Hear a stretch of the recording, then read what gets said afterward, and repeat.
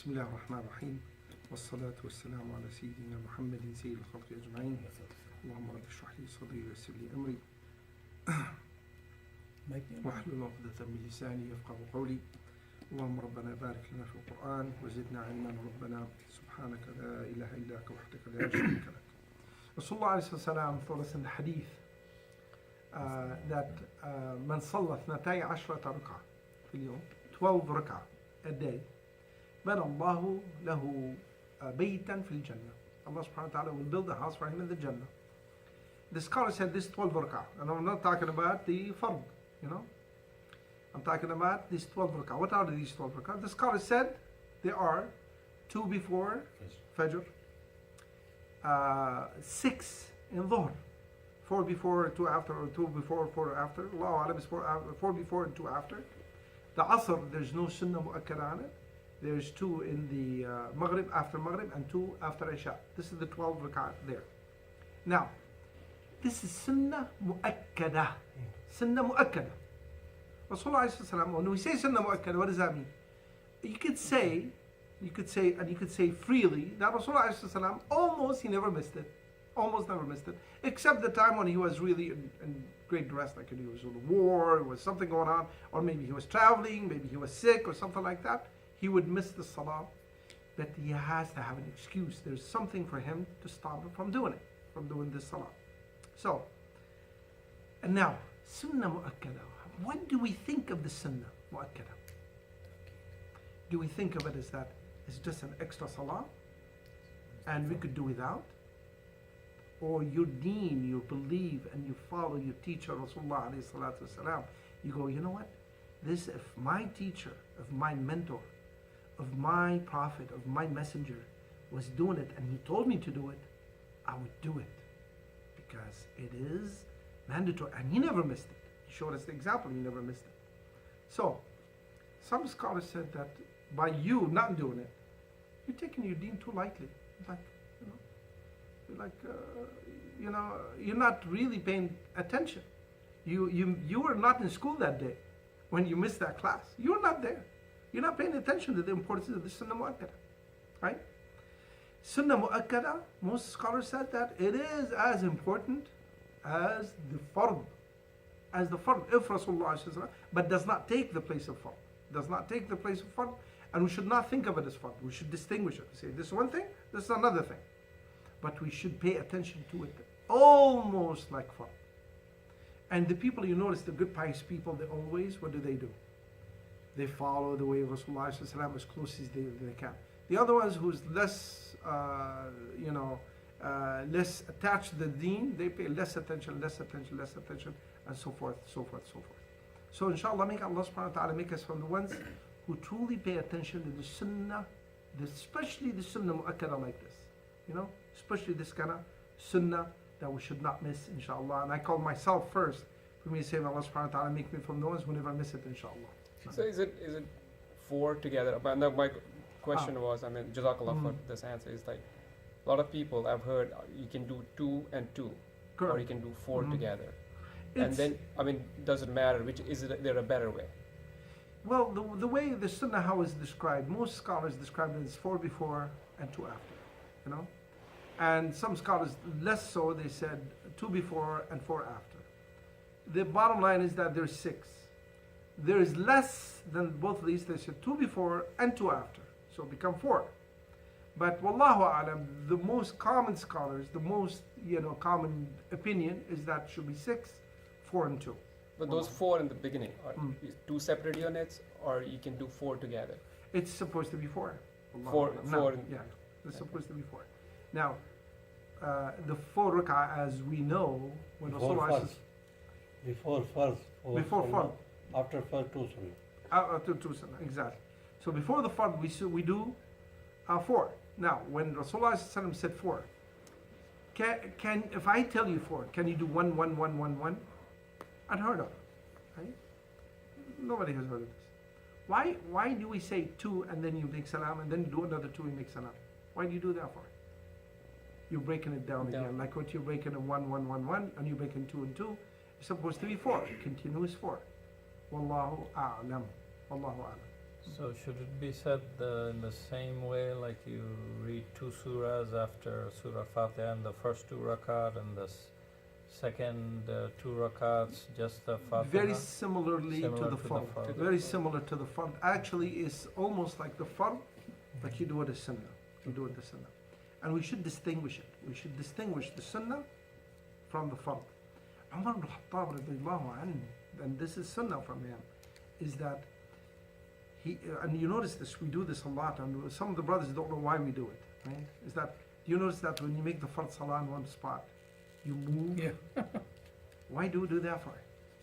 To Spread make the, a witness. spread the barakah.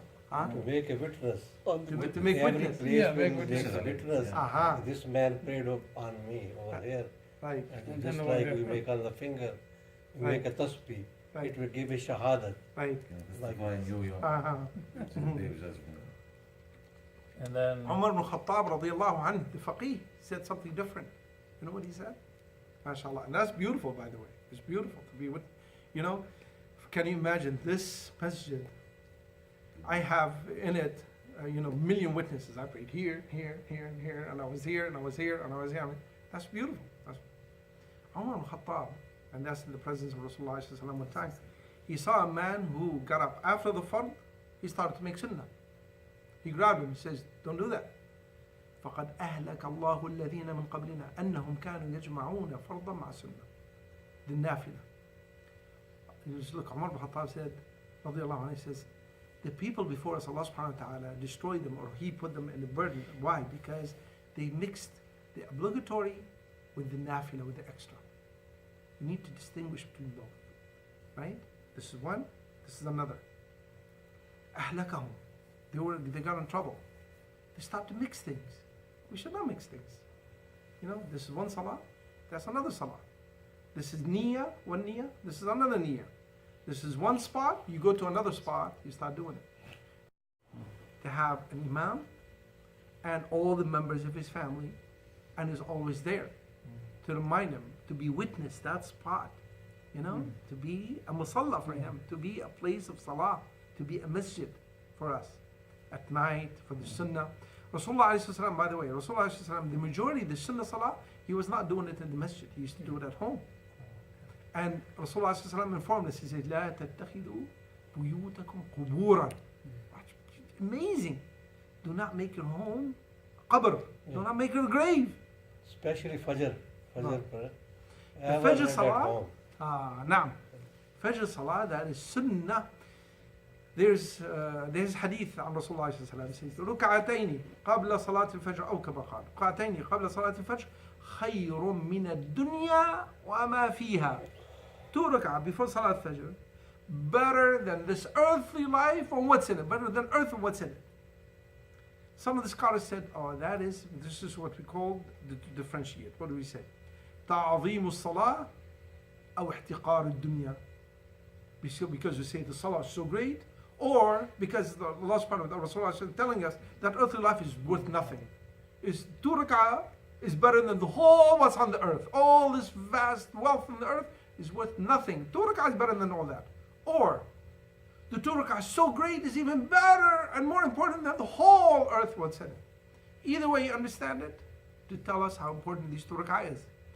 Rasulullah alayhi salatu wasalam, he used to make the salat al-sunnah, like our brother saying, and this is sunnah mu'akkada. He almost never missed these 2 rak'ah. Almost never did. The 2 rak'ah, salat al-fajr, and the sunnah to make them at home. And then you come to the masjid. And that's why it's our responsibility, the ones we keep our masajid, is to give enough time for our brothers to, adhan time comes, and give us enough time for us to make the 2 rak'ah at home, and to give us a travel time to come to the masjid in a reasonable time. That's why the sunnah is that to delay Salat al-Fajr a little bit, not like Maghrib. Maghrib is right on the spot. The Salat al-Fajr, it has to be delayed somewhat to give that travel time, inshallah. Now, so the rest of the Salah, تأخير العشاء, for us to delay the Isha time, to be the last thing we do. the last thing we do is Isha. Umar al-Khattab, and I told you the hadith, radiallahu, Hadrat Umar al-Khattab, radiallahu anhu, he used to say this beautiful hadith. He says, Arihu kuttabakum. Say, the ones, the Raqib Atid, give them a rest. You make salah, and he's still talking, he's still blabbering, and say, give him a rest, give him a break, It's like you just keep on talking. So, so the sunnah, the sunnah, or the right way to do it is that to make salah and head home. And you make few rak'ah, and that would be the last thing you do before you go to bed. You make few rak'ah for the sake of Allah subhanahu wa ta'ala. So, if your time happened to be that night, you never know. If your time happened to be that night, at least the last thing you left this earthly life doing what? You're making salah. You were not backbiting this guy, and you're not sitting there counting how much money you got in the bank, and you're not, being attentive to your earthly life. The last thing you were doing is that you were making wudu, and you're making salah. You say, Assalamu alaikum wa rahmatullah, Assalamu alaikum wa rahmatullah. You lay down on your side, يذكرون الله قياما وقعودا وعلى جنوبهم. Make dhikr to Allah subhanahu wa ta'ala. You lay down and say Ayat al-Kursi, the one we're saying it right now, to emphasize the qualities of Allah subhanahu wa ta'ala, the attributes of Allah subhanahu wa ta'ala, to sleep on it, to get up on it, and to make mu'awwidhat, say قُلْ هُوَ اللَّهُ أَحَدٌ. That is the good method of how to live your life. That's the code how to live it, inshallah.